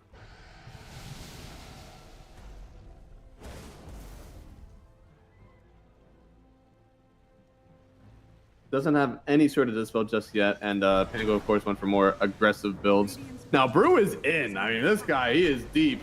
And Pro will go in with him, does charge all the way forward. Zeneca just going to turn and hit. He's got a basher. He's taken to the Lifestealer, however, the BKB popped. Still has the split if he so pleases once the BKB wears out. Do they have the Static Storm? Oh, no, they don't have it here. We'll have to be forced back into the base. But, split down. They do have a fortification. Doesn't matter. They'll run right through those racks. Aegis has already been collected, so they could try to get a kill here, but the nuke damage from the Morphling just eliminates the Zeus once more. No ulti anymore for him anyways, but with the egg down from Phoenix, super hard to take this fight any longer on level up. Have to try to back out, but Rinseku, he won't let anyone survive. Another kill for him. Godlike streak for the Morphling, and they're going to take this right into the mid lane. Already took bots. He's got a butterfly. He's got the Conda. He's got defense and offense all at once. And you see this nuke damage against the Zeus is incredible. And they don't have anything to mitigate this magical damage, right? On the other side, Pro, he has the Mage Slayer, so he's constantly decreasing the damage that Zeus does. But on this side, we just don't have that. Again, my Pango, we have an Aghanim Scepter, but for what? There is no effect. Maybe that one could be a Mage Slayer, but instead, Kobak, he's had enough. Game number 2. going the way of Team Sibe as well. GG is called, and they're done. They've had enough. I believe that does mean that Level Up, they are going to be on the chopping block. Technically, Sibe team, so they have one series win now after beating Level Up, same as Team Hervinia. But they still need to play one move, and they need to play just better. And Sibe team. So no matter what, one of these guys, Hervinia or Sibe team, they're going to be getting out of this. Level Up, the best they can do is try to tie one of them, but I still think that they're going to be eliminated. That is a very early GG call, man. I know, I mean, the game definitely looked very hard, but still, this 30 minutes in, hitting racks, the Aegis was gone, but they did not think they could take the rest of this fight. R3 had a really great early game. You can see even on the win graph, it was towards Level Up. They were the ones in charge of this game. Zeus well ahead of the nets here towards this 10-minute mark, which was really nice. I mean, they had a really good rotation in from the Disruptor, denied the Water Rune, and gave Zeus a really good lane. They just couldn't keep it going. I think after the first fight where they threw a Static Storm down, Phoenix Egg was already out. They kind of got spooked in these fights. I don't think they needed to. I think they still could have taken some great fights on Level Up, but they got scared, played behind, and they ended up losing this game number 2. Again, pretty sure they are mathematically eliminated, but we'll see with the end of the day what the final standings are. I believe our next series was already a forfeit here. I believe Hervinia, they did FF the match, right? That's what I have from production. So then the next game is going to be Monty versus Dragon Esports. That's going to be at 1600 CEST. So guys, we're going to take a long break. So thank you so much for joining, guys. Again, my name is Math Magician. You can actually see it here. No, this side here. That's me. So if you like the cast, please let me know. It's a solo cast. I love doing it. I love seeing you guys in the chat. If not, let me know, but kindly. I can take it. But thank you for joining. We'll be back in a few hours for our next series. You'll see me back on Saturday. I believe the rest of the day is for Robin Roll. So he's going to give you a great 2 series. Thank you so much for joining, and we'll see you back when that 3rd series starts. So have a great day. Be back here very soon.